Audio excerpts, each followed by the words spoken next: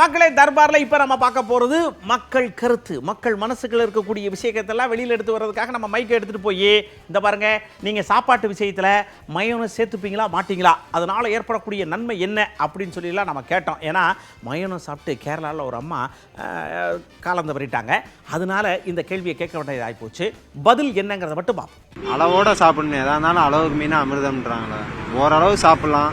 ரெண்டாவது அவங்க சாப்பிட்ட இடத்துல ஃபுட்டு தரம் வந்து கம்மியாக இருந்திருக்கலாம்.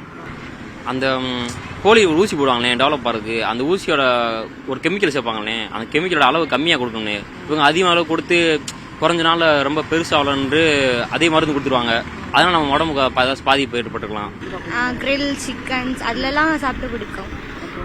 மயோனைஸ்னாலலாம் ஒரு ப்ராப்ளம் இருக்காது. இந்த மாதிரி ரொம்ப நாள் இருந்த கோழி அந்த மாதிரி இதுல இருந்து அப்படி வேணா இருக்கலாம். சாப்பிட வேணாம் தான் சொல்றோம், அவாய்ட் பண்றோம். ஆனா குழந்தைங்க சாப்பிடுறாங்க, என்ன பண்றது, அதுக்கு அடிமையாவும் ஆயிட்டாங்க.